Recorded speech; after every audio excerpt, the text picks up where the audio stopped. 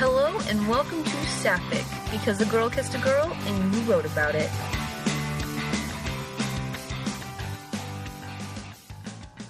Hey there, guys. Thanks for joining us again here at Saffic. I'm Kid. And I'm Saint. And today we're really going to get into characters and how, in your writing, you can do things to make them feel more authentic. We're going to talk about Orphan Black. We're going to talk a lot about Orphan Black. We're going to talk about the finale, but we're going to save that for last in case you haven't seen it yet.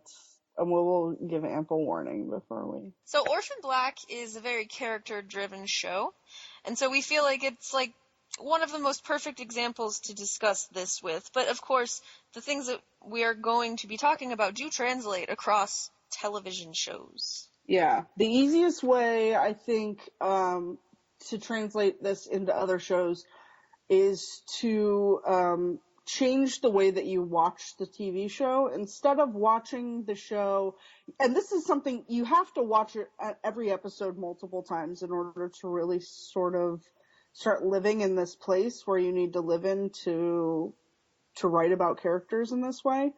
But the first time you watch a show, just watch it to enjoy it. Watch it, get the gasping and the oohing and ahhing and enjoy the story. The second time you watch it, I watch an episode, I look for like plot points that I've missed. If I have any theories, I'll like try and confirm or deny. And then the third time I watch the show, I watch for really detailed, intricate moments, like stuff we're going to be talking about today. You can cut that down into like 2 steps if you want. You can use the second watch to do that. But it's just whenever you're watching an episode, it's really easy to get swept up in what's going on and how you're perceiving it, like because you're being taken along on the ride as the viewer, which is what is intended. But like you said, it's really good to go back and have a more in-depth analysis, especially if you're doing something like writing fan fiction. This is kind of my specialty. Whenever Kid is writing a character, she'll be like, hey, is this something that this character would do? I probably lean on you far too much for that. I'll text you at any random time, like, hey, would Delphine bite the tip of a pen? And you're like, fuck yeah, she would. Delphine has an oral fixation. We'll talk a lot about Delphine in a minute. It's okay. I don't mind that you do that because it's something like that. This is something particularly that I like. I would say this is 90% of my enjoyment of writing fan fiction is, and watching TV in general is like in-depth character, like picking apart people. And you have always been that way for as long as I can remember. So you're like the perfect person to talk about this with. Try. What else are we going to talk about today? I mean, we're going to talk about this kind of stuff, the different characters in Orphan Black. A lot of clone stuff, but obviously we'll talk some about like Mrs. S and Felix and Delphine. Delphine! Okay. Guys, Delphine. So we're gonna talk about the clones and how they're like the things they'll do similar actions but in different ways, and we'll get more into that soon. But it's just I love that. Can I talk about how much I love that? You can. Do you want to talk about that right now? I just, like, give me one sentence. I love that Tat can play the same action in 2 different clones and have it not only look completely different, but mean something completely different. And I also like how she can make 2 characters who are so different seem so alike. That's all I have. Oh, absolutely. No, I think that this is perfect. We'll be doing a lot of worshipping at the altar of Maslany. There might be a sacrifice. I don't know. I don't know how crazy this is going to get. We really do love Tatiana Maslany. Sip of my coffee. This is what we get for doing this in the morning as opposed to like 7 o'clock at night. Sorry. Well, let's just do this. Let's just talk about. Let's start with Delphine. Let's start with Delphine. Everybody is on a Delphine kick. Okay. Well, because Delphine's like not dead totally. Because Delphine is the first person I wrote about in the Google Doc. That's really where we're going here. Okay, so let's talk about Delphine. The reason that I started, I keyboard smashed our Google Doc this week, and Delphine is the first person I started with because she's the one that I see this with the most. And that is, like, when people are writing characters, specifically when they're writing Delphine, and oftentimes when they're writing Cosima, they will take, like, a physical character trait and just fucking run with it. And Evelyn does the mouth thing. The thing with her mouth where she's licking her lips and biting her lips. And she does that in all of her characters. She does it in interviews. We've all seen it. It's adorable. It's sexy. We all love it. But fanfic writers will just write about how Delphine does that thing with her mouth. Like, every other sentence, Delphine is doing that thing with her mouth. You're right. They do that. She does. She does that thing with her mouth a lot. But you can go deeper than that. You can take, like, why does she do that thing with her mouth, right? She's got, like, a nervous twitch. She's got, like, an oral fixation. And you can pull that into other things that she would do. For instance, biting the tip of her pen. Or, like, thwacking her pen against a desk. Mm-hmm. She's a fidgeter. She is. She's a fidgeter, and her mouth, the licking and, like, biting her lips, she does that. But Delphine, and probably Evelyn, but we're talking about Delphine. Delphine is very expressive with her mouth in, like she moves it, and, like, when she's worried, she carries a lot of her tension in her mouth. Mouth tension. Yeah, she really does. I don't know how else to explain it. No, you're totally right, yeah. She carries all of her tension. Well, she carries a lot of it in her shoulders. Yeah. You'll see when she's tense, she kind of puffs her chest up a little bit. Yeah. Pulls her shoulders back and pushes her chest out. But also, she carries a lot of worry, not only in her mouth. She does the thing where she bites her lip and, like, pulls her mouth to the side. She does that, but also she carries a lot of worry, like, right behind her eyes. Yeah. She's an excellent... Sorry, this is my jam. We're talking about my jam right now. Listen, Delphine in varying states of worry and discontent, like, That's your jam. It, like, fuels me, and I don't know why. It's like, I'm sick. Cosima, this is a thing with Cosima, too. People write, when they write Cosima, what is the one physical trait that they exaggerate beyond repair? She's a hand waver. She's a hand waver. She waggles her hands a lot. She does. She does.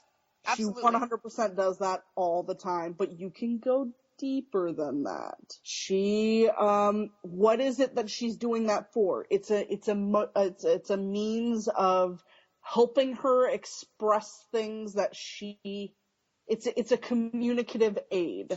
That's what I do whenever I write Cosima. Whenever I'm having her move her hands around, I don't just write the general, she waved her hands around. She's usually waving her hands around to convey, I like it whenever she's conveying, like, deeper, like, scientific thoughts by moving her hands around. Right. Because it's almost like she's trying to, like, bring her thoughts into the physical realm with her hands. Yeah. I always associate it as, like, a bridge. She's talking to, I don't think she does it as often with, like, Scott or Susan. I feel like it's very much like bringing the layman into, like, she's trying to get out words that she doesn't have a big fancy science word for. She's drawing somebody in, she's helping lead them across, like, a cognitive bridge between what it's like to be a normal person trying to piece together science and a big sciencey person who understands what's happening already. And she's passionate about doing that. You can see it when she's teaching Kira science stuff. She's very passionate about teaching science to people who don't understand it. And so she gets passionate. She gets excited. She waves her hands a lot. She does. So it's definitely something that you should have Cosima do in your writing. You should have Cosima moving her hands around in your writing in the proper context. You should have Delphine playing with her mouth, and, like, you should be writing her mouth expressions into your writing. Mouth expressions. But that's not it. There's a deeper layer to why these characters do this. A cool thing that you can do is when you've got a scene with a character and you're not 100% in that character all the time, a good idea is go back and watch scenes with them in it. You're like, hey, this is kind of an emotionally heavy scene for this person. And you can even break it down to like the specific emotion that you're writing about with that character. You can go back and find scenes with that character in that emotion or being confronted with that emotion and sort of take notes on how they react to it. You know, whenever I first started writing Slow Burn, I knew that Beth was going to be in my story, but back whenever I first started writing it, we hadn't really seen much of Beth that wasn't, like, through Sarah. And then whenever season 4 started, you know, we got like, hit in the face with Beth. And it really gave me an opportunity to study Beth. And I feel like after I watched that, I've been able since then to write a more realistic Beth, at least from what I think is a realistic Beth, because I know Beth is your jam. Beth is my specialty. Beth was my specialty before season 4, okay? Right, I know. It's just, I feel like it's a perfect example of I was able to go and analyze Beth, what we got from Beth on the show, and I feel like it's really helped me. Yeah, for sure. And Beth was always kind of difficult, I think, for everybody because she was really a puzzle that we were piecing together bit by bit. Right, and there was so much mystery around her character and what actually happened and her motivations, and so I feel like everybody was kind of spot on, though. Have you read fanfic where that was not spot on? Well, I feel like I've read some fanfic where Beth was too cold. Because if she was very cold late game. Yes, but but not early game. Like, I feel like if anything that I got from the beginning of season 4 was that Beth was she felt a lot. It just was. Yeah. I think that's something that, like, if you're going to go into cold Beth, like, if you're going to a place where you're writing Beth as very distant and very cold, you have to recognize what got her there. Right. And that's desperation. And desperation is the opposite of being cold, right? Like, you've got, the cold is the shut off. You've become so desperate and so lost and so just in need of saving yourself that you shut it off. It was almost like the emotions had burned a hole in her chest and she just couldn't feel anymore. Right, yeah. People jump into a specific point in a character's life when they're writing fanfiction, and sometimes they forget about, like, the stuff that came before it. If you're writing Cold Beth, go ahead, write Cold Beth. I'm sure, like, at the very end you saw it with her with Mika. She's very cold. She's very distant. But you're missing the depth that was there before. Right. Sorry, I have a thing. I just love Beth, guys! No, it's okay, because that's my problem whenever people write Cold Beth. They don't take a holistic view. And that's with a lot of characters. Yeah. If they write let's go with Boss Bitch Delphine. Boss Bitch Delphine. That's a perfect example. They write Boss Bitch Delphine, but it's not, you don't get the reason why she's Boss Bitch Delphine. She was pushed to being Boss Bitch Delphine. And I think you can also say the same thing flipped around. When people write very soft, loving Delphine, she's still Boss Bitch Delphine, guys. I was thinking, back in season 1, when we first introduced Delphine, you remember that weird scene where she's, like, in that dress with her hair up in that really tight bun and she goes and Leaky starts kissing on her neck? You remember that super weird scene that didn't make any sense? I do. Go rewatch it. It does make sense. It's Boss Bitch Delphine, guys. It is Boss Bitch Delphine, for sure. She has that same exact hard look on her face, and her hair is perfect. And ignore Leaky, because we all realize what that was. She was sleeping her way to the top. That's my girl. Do you, girl. But the look on her face is exactly the same look on her face when she's sipping that alcohol up in the office while she's watching. Parallels, yes. Yeah. It's the exact same look on her face. It's totally Cold Bitch Delphine, you just weren't used to her at the time, and we couldn't place what she was doing or why that scene seemed so off. it wasn't off. It was just we didn't know her as that person yet. Do you know what I love about Boss Bitch Delphine? Everything. Okay. Other than everything, one specific thing that I really love about Delphine in general is she can go from being the bossest of bitches, and she looks at Cosima, and she can't do it. I know. It's like, if that woman has one weakness, it is that little, tiny, dreadlocked dork. For sure. And I love that. They're really cute. I'll give you that. And you know, that's probably why I write Coffeen, because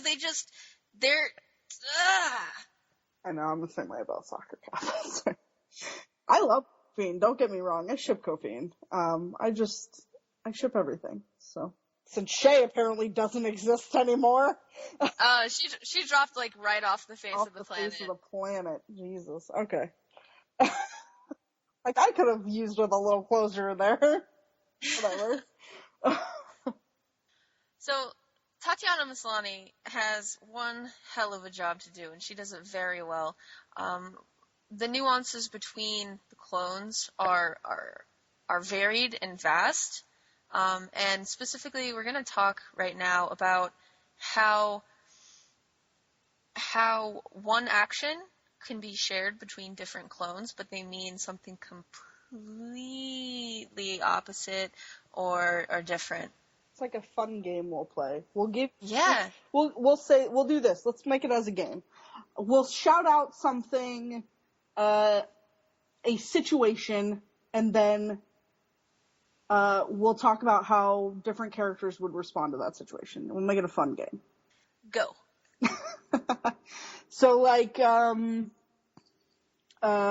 take the clones. So, how do the Lita clones respond to being told they're beautiful? That's always because now everybody think about it. Like, go ahead and pause the podcast. Think about it. They all respond very differently to that, right? So, Cosima would probably be the most accepting, right? Smiling, genuine smile. She's happy that they said this. She, thanks. She would thank them and tell them they also look beautiful. And then that goofy laugh that she does where she's like, ha ha ha. I can't. You know what I'm talking about? That one laugh? Wow, that was not. I know, but you know the laugh I'm talking about? It's like. Oh, I do. It's the cutest little thing. It's like a laugh from her stomach rather than like a. You know what I'm talking about. Laugh. It's like the season 1, like, pit of her stomach laugh whenever she was just, like, and she like, rocks back and claps her hands. Oh, yeah. That laugh. Yeah, that laugh. So, you've got Cosima genuinely thankful, laughing, smiling, reciprocating the compliment. And then you have someone who's a little bit more closed off, like Allison. Yep. She would probably do that eyelid fluttering thing that she does. Allison's an eyelid flutterer for sure. And she's a teeth smiler, just like Cosima, but differently. Different. But it would be whereas Cosima's toothy smile would be open, and her mouth would be just relaxed and happy. Yes, Allison's would be more tight. Yeah, it would be tightened off to the side for sure. Clenched teeth, eyelids fluttering, and then she might say something like, golly. Yeah. It's the exact response when, in the slumber party episode, when the Reverend comes up to her and she's like, ah. Yes. That's the exact response. Oh, yes, for sure.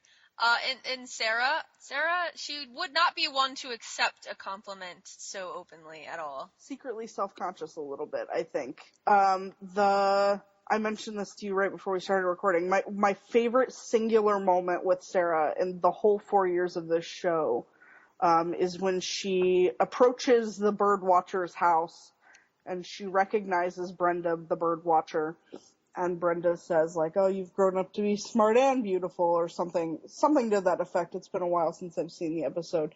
And Siobhan just kind of casually shoots down the compliment for Sarah. And Sarah, she immediately retreats inward. Like, her eyes kind of dart to the side, and she sort of closes off really quickly. And I think it's almost like a self-conscious sort of reaction. It could be like, a kid who was in foster care for a long time and sort of is kind of emotionally distant from compliments. Or I've never been in foster care. What do I know? But it is very hard for Sarah, on the whole, to accept love and compliment. Yeah, I think that's just sort of the person that she's grown up to be. Mm-hmm. So how would Rachel respond to being told that she's beautiful? She would stop moving. So, like, say she was doing, like, a power stroll in front of the windows. There are always windows! She would stop, like, do a half turn towards the person who said it, slowly blink, and do her, like, that, like, rolling low purr that she does when she talks. Like, thank you. And yes, she knows that she is beautiful and she believes the person, but it's not a gracious thank you. It's a haughty thank you. It's like, yes, I am beautiful and powerful. Of course you think Because this. beauty is power to Rachel. That's why she wears obnoxious high heels and short skirts. Hell yeah. Classy, refined, powerful. Rachel Duncan. So that's kind of how the different clones would respond to being told something positive, like, hey, you're beautiful. But how do you think that they would react when they're told something that they just do not want to hear? They all react kind of differently, I think. I think when you think about, like, Sarah and Allison would have the closest reaction. Mm-hmm. But Sarah would be much more physically moving away, whereas Allison would stand her ground and even move forward some, but still the same kind of, they both repeatedly say no, no, no, no, no, no. Allison in much more of a forceful, like, no, no, no, no, no. Yeah. And Sarah in more of a, like, no, like, stop what you're saying. Mm-hmm. Sarah would move away where Allison would move forward or turn her body away. But she wouldn't physically move away, whereas Sarah immediately starts backing up. Allison puts her hands up in front of her face and, like, forcefully pushes the words that you're saying back at you. She doesn't want to hear whatever is coming out of your mouth, and she, like, with her hand up, is kind of, like, pushing your words back in your own face. What about Cosima? Cosima, I think it really depends on the information that's being told to her. Like, if it's just general, something not good, she would do that, like, she does this smile, and it's not a happy smile. Yeah. It's like that pained smile that she does. It's the smile, it's a great Cosima freeze frame to put on your wall when Kendall Malone calls her a bad copy. Yeah. It's a sad smile. Like, that's the only way to describe it. Go freeze frame on that moment and you'll know the exact smile we're talking about. Right, so she does that smile, and she'll chuckle probably. She'll do some sort of, pushing it off almost as if it doesn't matter. Yeah, she brushed her shoulder off. Right, wow. Of course, the head cock. She usually does the head cock. But if she's being told something that she doesn't want to hear regarding Delphine, aggressive. It's a little more broken. Like, I think that it's really hard for her to keep her composure when it comes to Delphine. Like, she either will go kind of cold intentionally so she doesn't break, or she will break. Or if she's hearing bad news from Delphine, she'll scream. I love that like roar that she gets. It's very throaty. But she's super angry. God, that's beautiful. That's the kind of like ugly acting that Tat is so good at. Yeah. I really love it whenever Cosima and Delphine yell at each other. It's so good, because Delphine is always just like pleading and yelling. I've told you this before. My favorite Delphine is just unhinged, pleading with Cosima. Begging for Cosima to see reason. Yes, just begging for her to stop being a total twat bag. Like, I love it. Or to forgive her for, it's just God. It's just good. Yeah. Yeah. Forgive me for being your monitor. Forgive me. I love you, though. Oh, man. Yeah. So Cosima, and she can get very violent, can't she? Yeah, I can see Cosima in a particularly angry moment throwing something. Maybe not at the person she's fighting with, but certainly like... In frustration. Yeah. Like, not at the person, but like in a diagonal between your body. Between their body and her body, like throw something diagonally between them, just like in a rage. I could see her shoving things off of a desk. Yeah. She probably has. She has. Season 1, when, the patent, they found out about the patent? And she shoves all the papers off Felix's table? Yeah.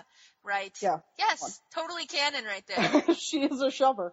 I could definitely see her shoving things off of a desk and then, like, forcefully, like, putting her hands on it. Yeah. Like propping herself up onto the... Yeah, no, totally. And you have to, when you're talking about Cosima's explosive anger, when you're writing about that, it's important to realize exactly how explosive it is. It is literally like a bomb. It goes off and then it's gone.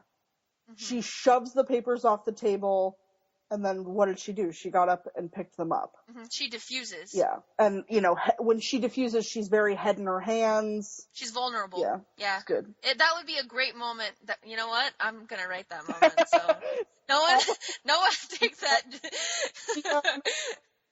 There's so many things that, like, when a big problem I have when I'm writing is I see things so clearly and so vividly in my mind, and I can't quite get the detail that I want. Cosima, I was just thinking about this. When she puts her head in her hands, her thumbs are completely out to the side. Like the inside of her index fingers are on her forehead, and her thumbs are out by her ears. And I don't know how I would ever, for the life of me, get that detail in there, but that's always how she puts her head in her hands. And right. I just feel like I'm missing that from my life. I need to figure out a way.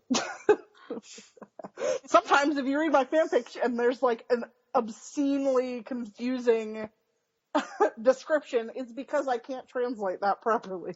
And that is a struggle that we are going to talk specifically about next week, I believe. Oh, next week we're talking about Coffeen exclusively. Okay. Next week is our Coffeen episode. We'll enlighten everybody now. What we're doing is every 5th episode, we're going to talk about a ship.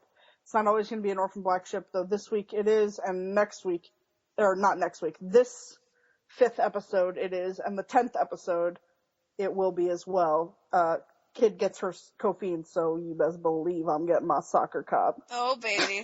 But then after that, we'll probably jump and we'll have to do a different fandom, because I don't want this to be exclusively Orphan Black all the time. Right. But we'll jump, the 15th episode will be a different ship. If you have a ship that you want us to talk about, we might do that. It's just a really good time right now to talk about Coffeen, okay? It's kind of your time to shine. So episode 5. Episode 5 is going to be all about Coffeen all the time. Episode 6, we're going to specifically talk about that one thing, is getting physicality and more realistic movement into your fan fictions. It's actually the thing I get complimented on the most in my writing. I kind of think of it like this. Whenever you're watching a television show, the main vector of entertainment is visual. And whenever you're writing fan fiction, it's not visual, like, necessarily. So it's good to be able to translate what you're seeing visually in space on the screen authentically into your writing to make it feel like it's the same thing. Yeah. The thing about fan fiction is it is still a visual medium, but you are not, as the writer, are not creating the vision. It's subjective. Exactly. The reader is creating the visual imagery in their head, and it's important to, if you have a specific image you want the reader to see, you need to put it there.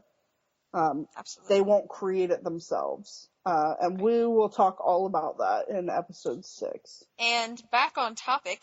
Yep.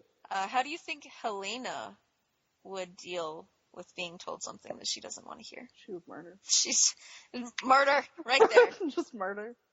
Murder. Seriously, we've been seeing it kind of a lot this season. She gets told stuff she doesn't want to hear all the time. She's, season 4, Helena is dealing with being useless.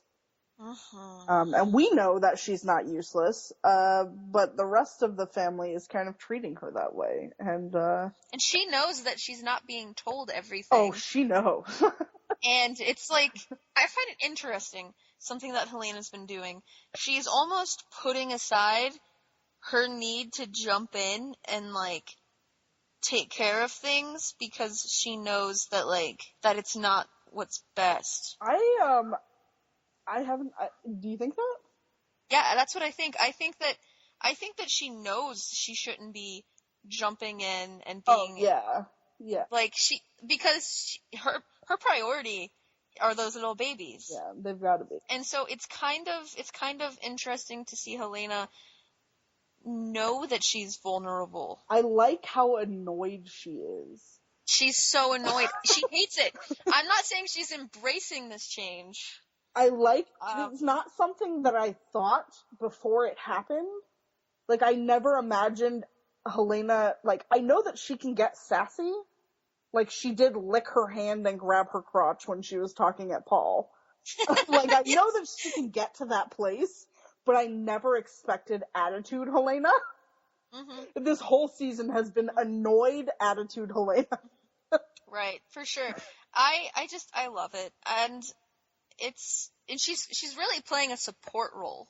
Yeah. We've talked a lot about things that characters do, the physicality of characters, leading us into episode 6. But let's talk just about kind of the characters in general. Their personalities are really interesting. You want to talk about Allison? She's a pretty interesting character. Allison!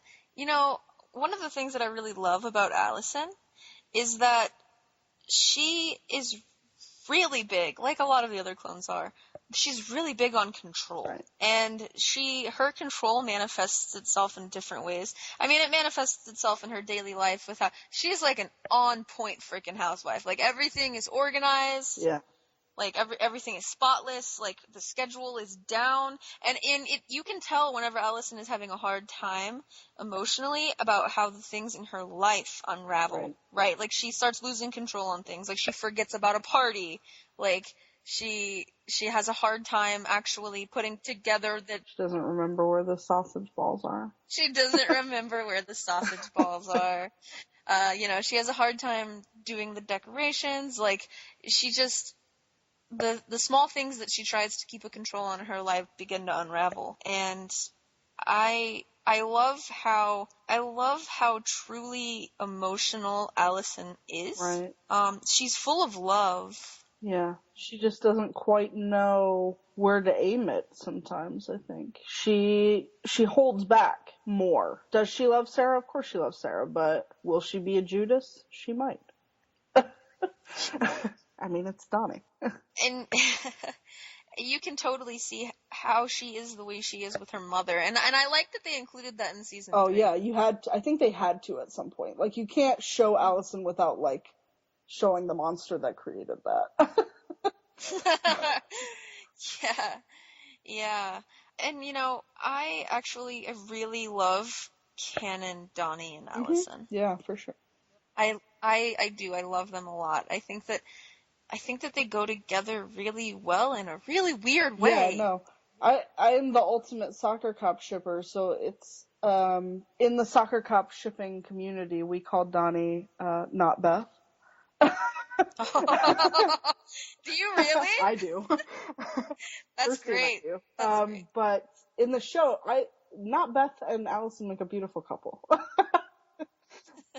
They do, and I do believe that. Allison, when you're writing Allison, it's important to write I feel like there are two Allisons that people write. There is over-the-top Allison, which it's doing that thing like Delphine with the mouth thing or Cosima with the hand-waving thing, except it's with Allison and it's organizing. Like, yes, Allison does organize all the time, but there's more to that. There's a depth to that. It's the need for control. Usually whenever she's organizing, I've noticed it's for a purpose. Like, she's trying to distract herself, or she's trying to get a handle on a situation, or she's trying to... She's creating order from chaos. She needs... Right.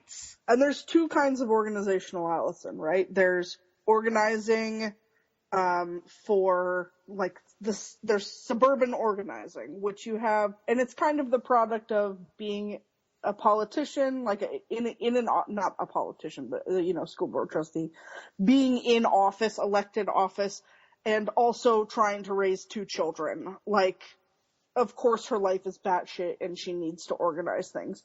But when you're writing Allison outside of that environment, if it's an AU or she didn't make school trustee or whatever, there's still an amount of organizing that you can write. There's still Allison color coding her binder with information about clones or whatever. You can still bring that organizational side to her, but it's important to note that it's not a personality. Organization is not a personality trait. Need for control is a personality trait. Organization is a byproduct. It's a manifestation of that need. Yes. And it can manifest in a lot of other ways, like beating your husband with a golf club and tying him to a chair. Whenever I write Allison, I have had problems with Allison. You know this. I do tend to write her over the top stiff. But I tried to soften her up a bit. You're over-clenching, in the words of Felix. You're over-clenching. I am over-clenching. I know Allison has a stick up her ass, but you're over-clenching. I do kind of like writing Allison with somewhat of a stick up her ass because it feels authentic to me. However, one thing that I do whenever I'm writing Allison is if she's trying to retake control, I like having her straighten her back. Yes. That's an Allison trait. Also, grabbing her... If she's wearing her hair in a ponytail, grabbing her ponytail and, like, smoothing the ponytail or tightening the ponytail.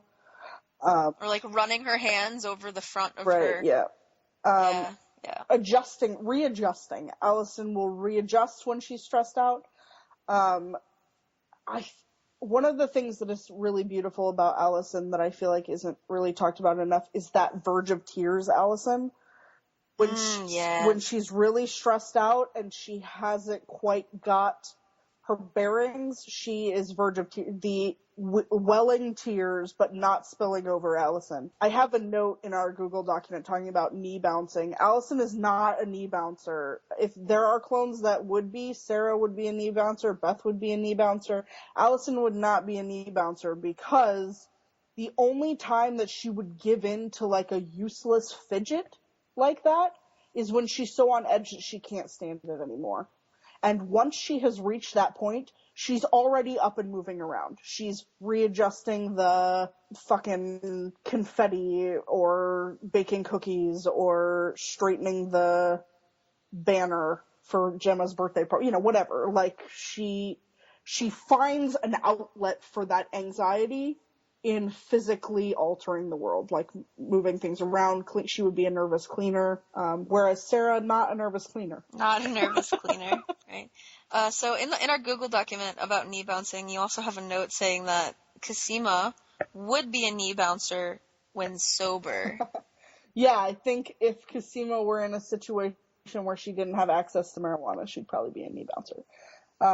I think that a good example of, I think when if Cosima were in a situation like Allison's where she had like a crushing chaos happening, Cosima is never really in a situation with crushing chaos. That's sort of exclusively like an Allison and Sarah sort of thing. people talk about how Allison is sort of like separate from the other clones. Cosima is too in a lot of ways. She's not in the action. She's in the background doing the science. Yes. And if she were in a situation with Crushing Chaos, the Brightborn thing, when she goes into Brightborn, that is a situation in which I could see her being a knee bouncer.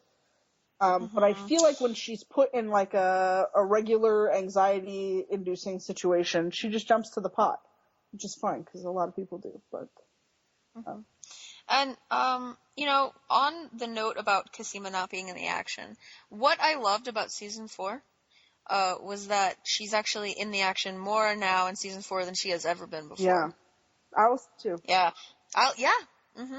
Allison's had to make some serious decisions that directly affected the well-being of Clone Club. Sure. Yeah. And so I've really enjoyed seeing these characters react to the new situations that they've been placed in. So let's talk next about a different clone. Let's talk about Crystal. Oh, Crystal. You know, we don't talk about Crystal very often. We never talk about Crystal. Why? I love her. Crystal is probably I love her so much. She's just the queen of Clone Club, Crystal. I can't think of a single, like, Tumblr person who is like, you know what, I could do with less Crystal. Like, there's no one on the face of the planet. No one, because it's so good. Alright, I think that we should put a spoiler alert on this talking about Crystal. Alright, we're going to put a spoiler alert from here forward, because we're going to talk about Crystal, and then I want to talk about Rachel, and that will definitely impede into, and I'm sure this Crystal topic will too. So if you haven't watched the season finale of Orphan Black yet, stop listening in this general time frame. I'll tell you immediately when it happens. But we're going to talk about Crystal, we're going to talk about Rachel, and then we're going to talk about our thoughts about the season finale. Next week when we come back, it will be all Kofiin all day. And then we will get into the physicality episode the week following. So if you haven't watched the finale and you don't want spoilers, stop listening right now. So Crystal. You know, Crystal. Can we just like appreciate for a second that the power of uplifting pop music saved Delphine's life? I know. I like how lucky that the car came around the corner too. Like, and we need to talk about that because I have some thoughts. But let's talk Crystal. Oh gosh, Crystal. There's nothing funnier than like I subscribe to the show on iTunes. That's how I watch all the episodes, and they give like an inside look after every episode, and there was one on it was the Brightborn episode where they talked about Crystal in the inside look after the show, and they were talking about how they didn't have any plans to tell her to bring her into Clone Club. And when I saw the previews, like with the pictures with her sitting next to Sarah, I was like, how are they doing this? Like, what is and of course, Crystal, like, bless her heart, they come right out and tell her, and she just doesn't believe that. She wholeheartedly believes in her reality to the point in which someone who looks exactly like her is standing directly in front of her telling her the truth, and she just outright refuses it. She cannot believe it. I love the when Felix barges in and he's trying to get Sarah off the phone, and he's like, Crystal figured this out, and she's like, how does she do this? Like, I have no idea. And then they're like, what do you think is going on? And she, like, tells the exact situation, except she uses Estee Lauder. Like, you guys have no idea what's going on. It's really cute. Like, yes. Yeah, she's like, it's so cute. Let me lay it out for you. I love, I watch the show, multiple times. I watch it immediately when I can, and then I watch it, again with friends, then I watch it again by myself.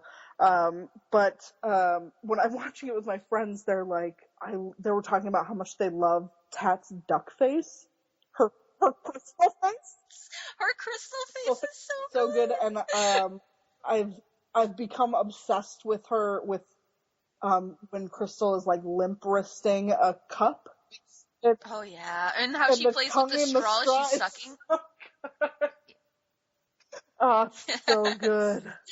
If you're gonna talk about next episode we should definitely talk a lot about the physicality of Crystal, because she's probably one of the most physically expressive characters. And the bangles, when you write Crystal, you gotta write bangles. Gotta write bangles. I think you can also write dangling bangles for Cosima as well. Oh yes, just in a different manner.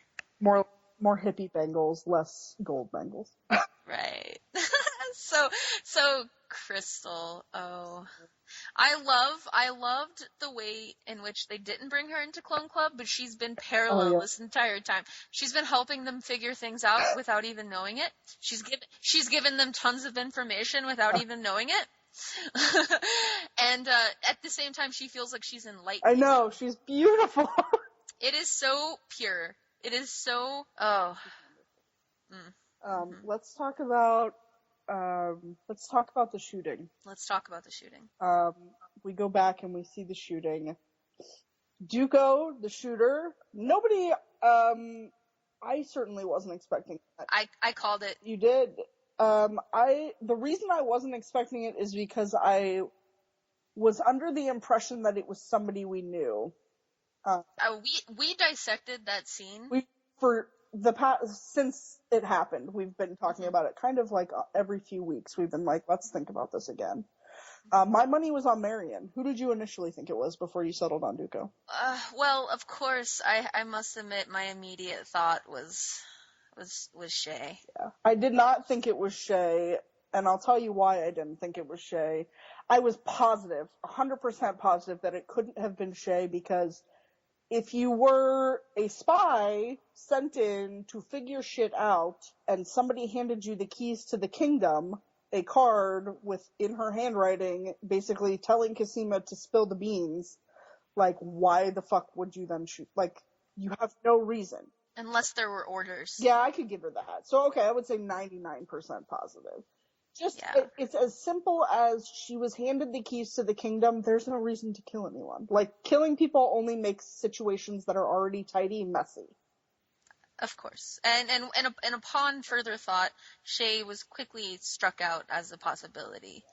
I thought it was Marion. I believe it's when Vera is doing some computing that we see, she puts up a picture of, like, Marion, and there's, like, it says deceased, or there's an X across her face. So she's dead. We just have no idea, like, where she is or what happened to her. Obviously, Charlotte's living with Susan now. I feel like you don't get an actress like that actress for a bit part. Right? Like, she's Admiral Kane. You don't...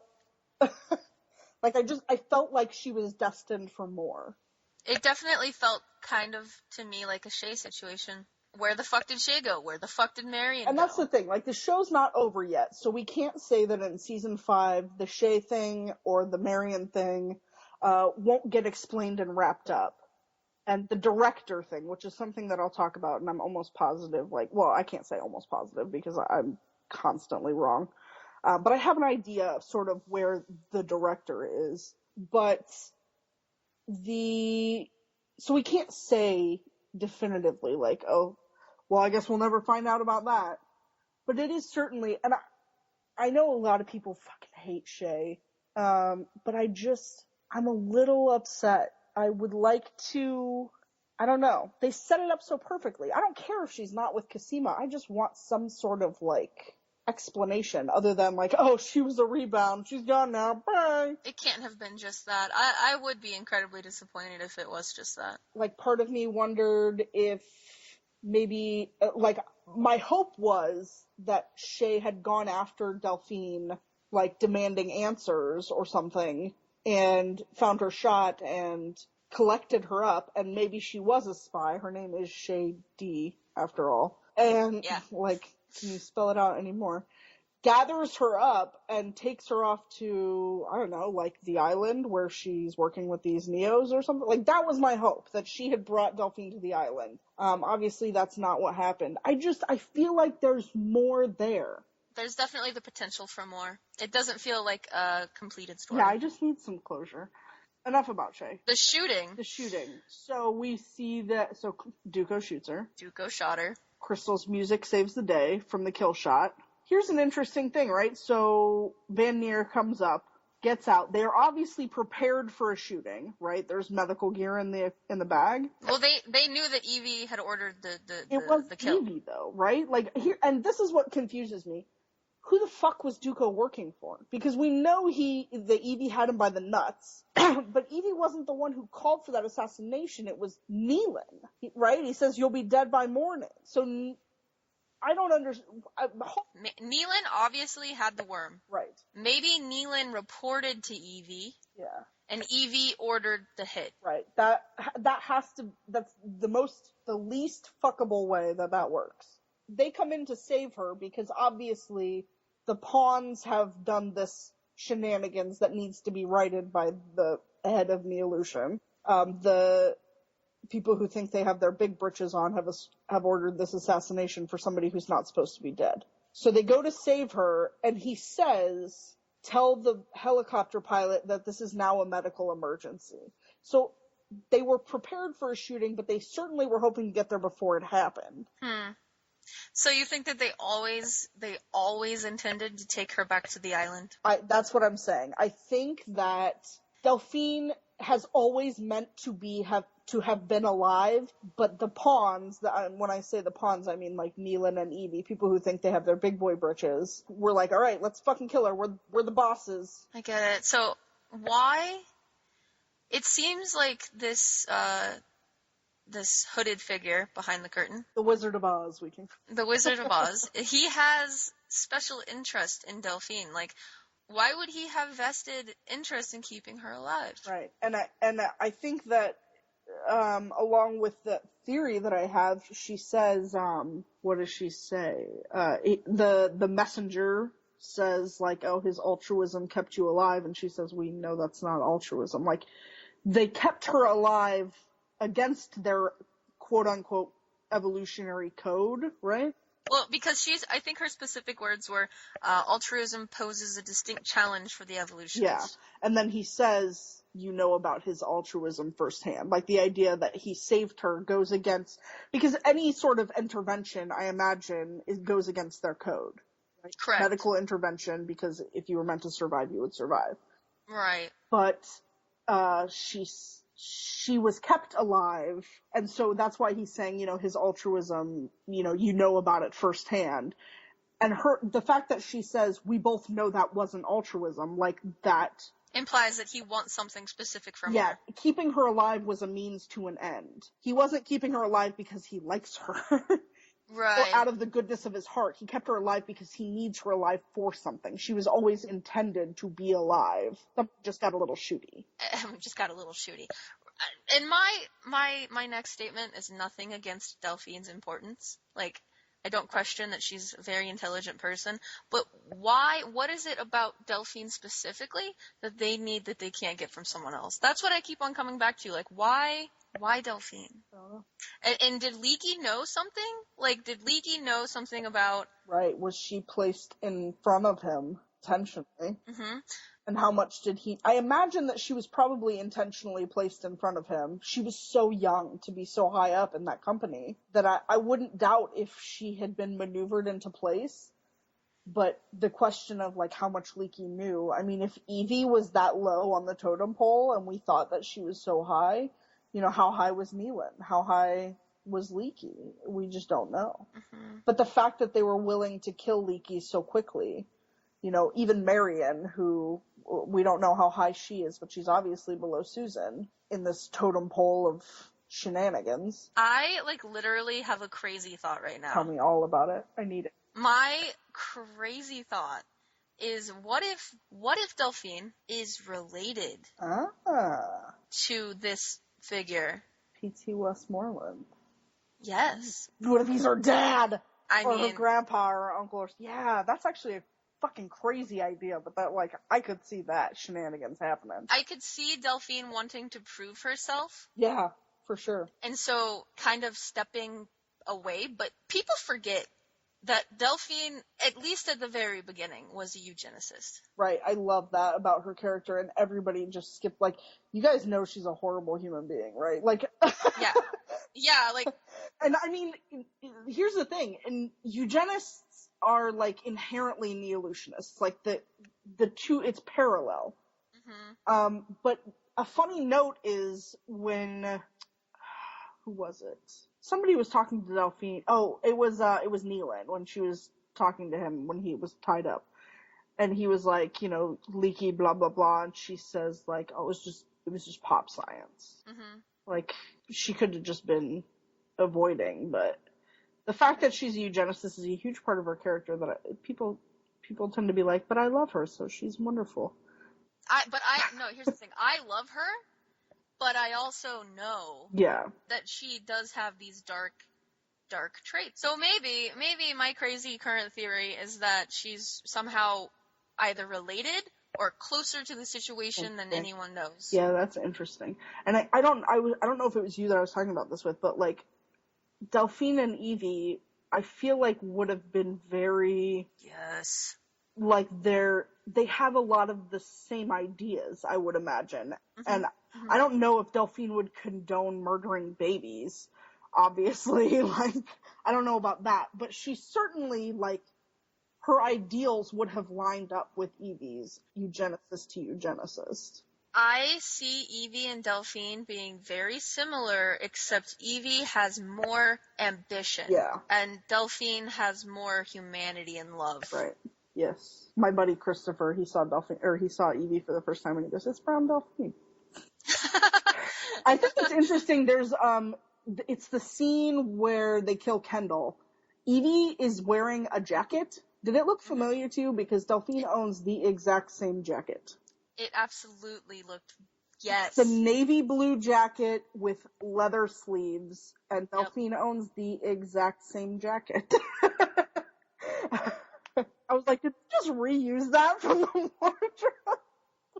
It's so good. She's a little shorter than Evelyn. Yeah. Let's talk about Rachel. I just thought, so did you notice when she went stabby, she was wearing white? And then when she was cleaning the knife off, she had put on a black jacket. Black. Yes. And her character has had a lot of visual themes with black and white. They do it all throughout the show. With Helena and Sarah is the example that people see the most often. The shower scene. Helena dressed in white and Sarah like the stretched column of black. Pulled tight. Yeah. They do that a lot. And they also do like whoever does their lighting, I've seen interviews with him before. I know like his face, I just can't remember his name. Their lighting guy is like bow at that guy's feet. He's incredible. They do I love when she walks up to the board and there's the square fluorescent lights in the shape of a square above her head. That's beautiful.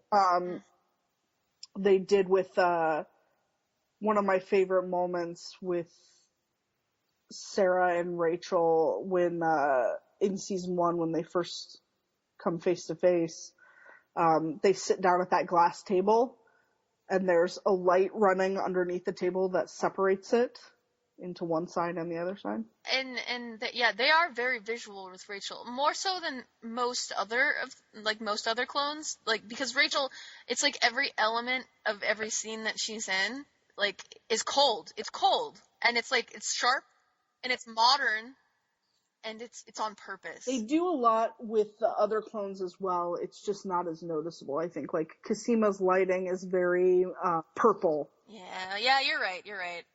For sure. But it is very visually striking with Rachel specifically. Yeah. So Rachel, man. The eye. Wow, she burned that bridge. What a fool. And we should have seen it coming. Cut off the head of the swan. Of course they were going to kill Susan.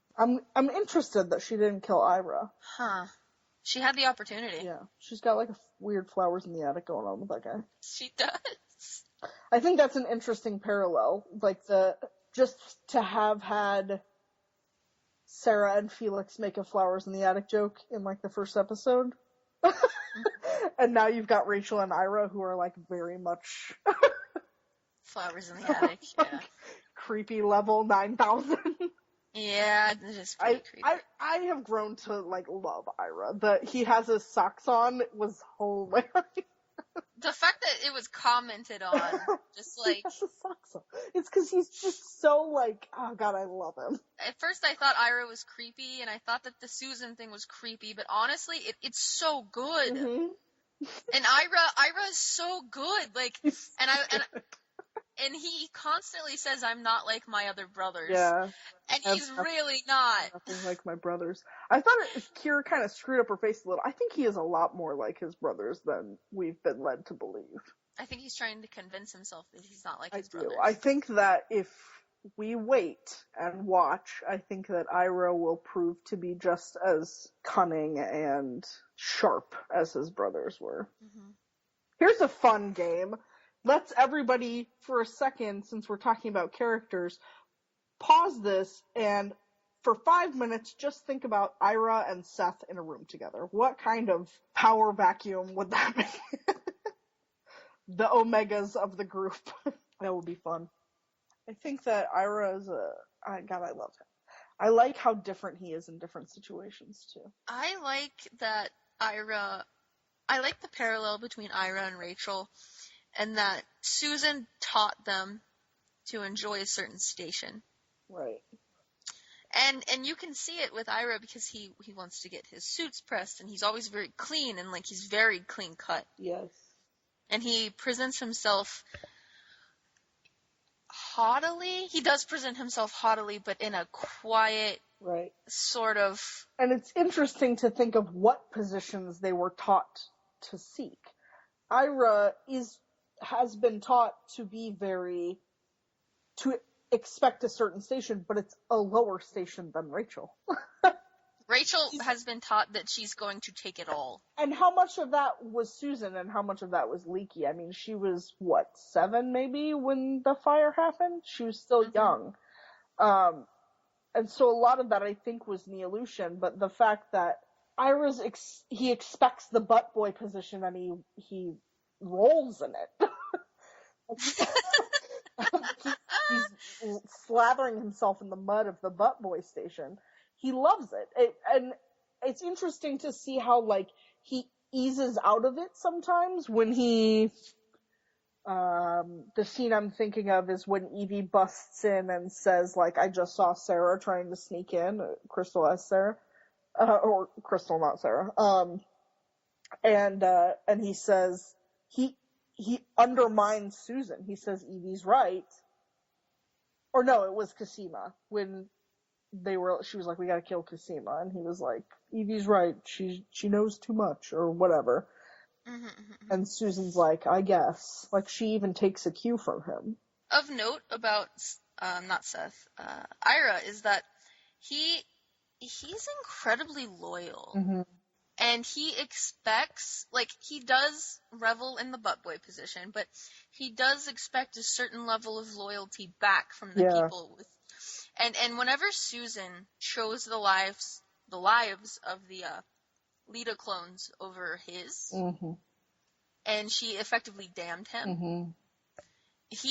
It was the worst thing that had ever happened to him in his entire life.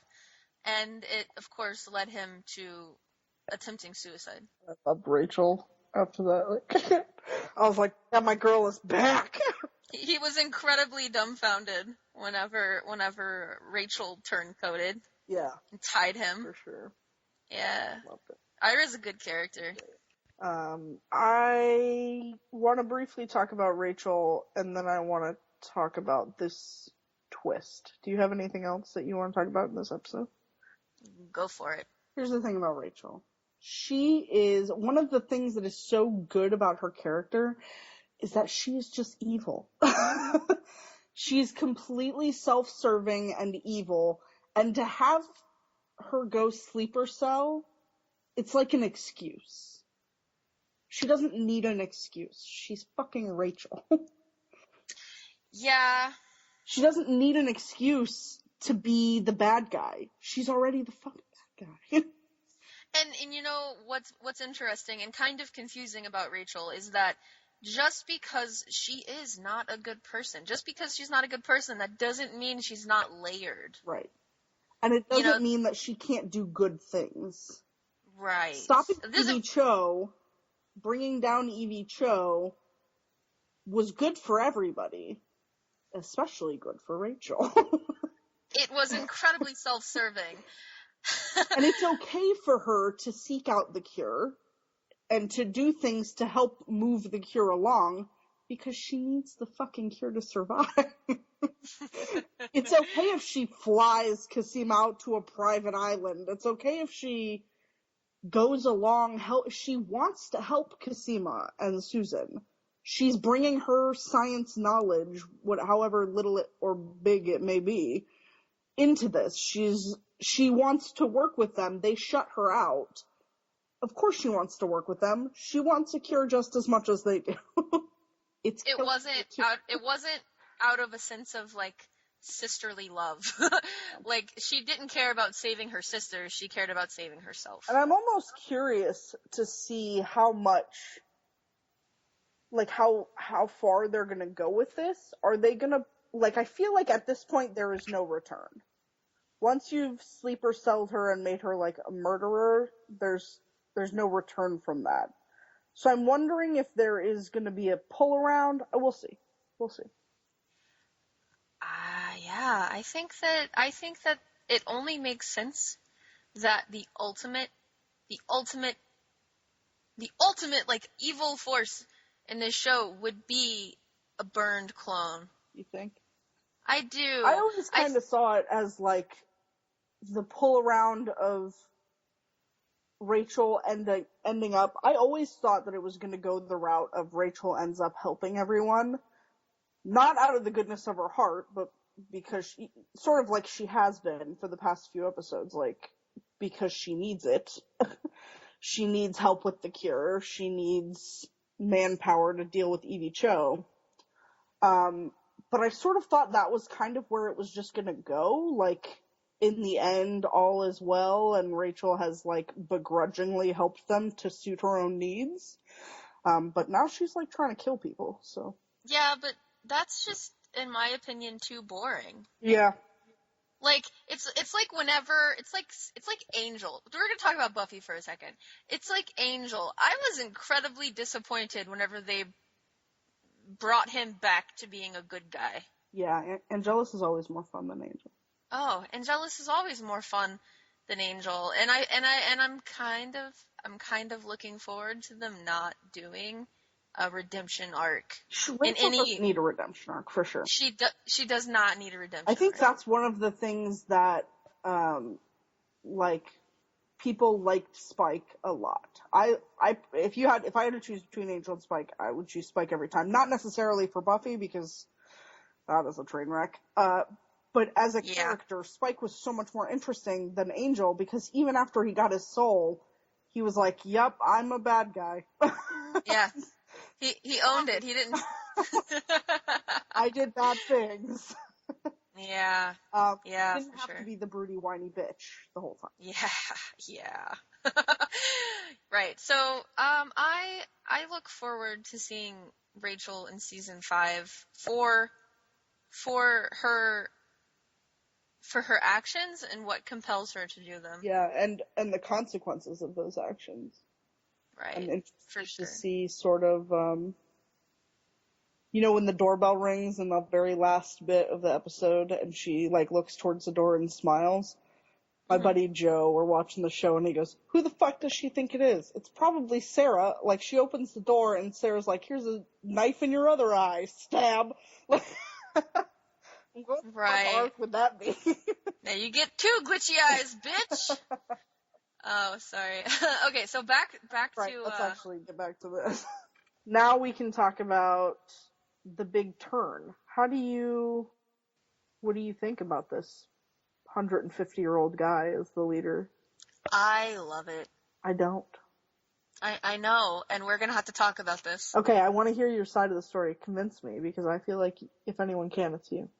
Certainly, I'm going to give this a lot more thought than my current opinion. Yeah, we watched this, like, yesterday, so.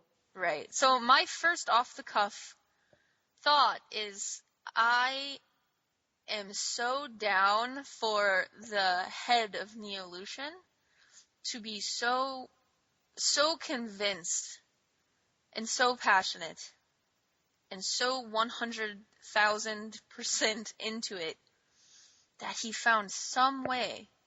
He followed the science, and he found some way. And it doesn't have to be physical, dude. Like, there are any number of ways that he could have sustained maybe he's not a full conscious individual. Like, maybe there's some embodiment, and I'm not talking supernatural. That's where I'm worried it's going. No, I don't think it's supernatural. I think it is some weird science fiction shit, and I'm excited for it. I don't want weird science fiction. Any way that I can think of that this dude has managed to sustain himself is a way that I think is like a cop-out. Too much? Yeah. I feel like, yes, this is a science fiction show, but we all know that it's not a science fiction show. Like, yes, it is about clones, but the science is so real, and it's so now. Yeah. That parasite thing. I know. You called that so far back, and I follow TED Talks on YouTube, and it seems like every week they're talking about germline editing, and they're talking about implanted tech, and they're talking about it's literally like they're watching Orphan Black and talking about it. I just feel like anything that they're doing is going a step in the, like, wacky direction, and I want it to stay where it is. Like, I love this show, it's earned my support, I will watch it no matter what, and I'm sure I will come around to whatever they're thinking. Right now, I'm not quite ready for that. I think it's going to be far less kooky than what you're immediately assuming. I'm sure that it will be. I'm almost positive that it will be. They always manage to bring it around to something less ridiculous. Like the maggot bots. We were like, Yeah. What do you think Neelan's maggot bot was for? Like, why did he try to put it in Delphine's mouth? Oh, I don't know. He probably was he knew he was gonna die. Do you think he was trying to bite it so that it would squirt on her face? Oh, maybe. How did he get it out without setting it off? I think it's something that needs to be filled in, but probably is only going to be filled in by fans. We might find out why he tried to put it in her mouth, but I don't think they'll explain why he was able to bite it out of his face without setting it off. Yeah, maybe he thought it was going to kill her or some shit, but I think he was trying to convince her. Yeah. Look at my bot! You know you want to join us. Check out this maggot. So cool. It's fucking weird. I don't know. That's something that I haven't honestly given much thought to. So the whole bot thing, I totally knew that was coming because I read a book called Parasite, where it's like a, weird dystopian future type thing where everyone has a bot in their body and it secretes things and it helps their immune system and it cures diseases. And immediately when I saw that freaking worm, I was like, that's what it is. And they actually have those. They do. It's a thing. They're not worms. But, implants of, like, after watching, you could say I'm a neo-illusionist. I'm really interested in, like, implanted tech. It's something that's super interesting to me. So I do a lot of research on, like, body modification and implanted tech and stuff. And they have those. There's called the Circadia. You put it in your body. It's got lights on it. And it does things like monitor kind of all the states of your health. It monitors, it can, release insulin and do all that kind of stuff. I mean, these are real things that people are putting in their bodies. It's really not, the maggot bot is not at all, the only thing that's weird about it is that it's quote unquote alive. Otherwise, it's like completely like a legit thing. So, yes, implanted tech is cool, and so cool. It's cool, but don't call yourself a neo-illusionist. I only mean that I'm a neo-illusionist in that, like, I could be down with where this is going. Okay. I don't mean that I'm like, let's murder babies. Self-directed evolution and Self-directed evolution I'm a fan of. Maybe not so much eugenics. Eugenics, yeah. Okay, anyway, yeah. I'm sure we have a lot more to talk about regarding, Orphan Black and this season finale. And actually, we've been tossing around an idea for another podcast. Why don't you go ahead and talk about that?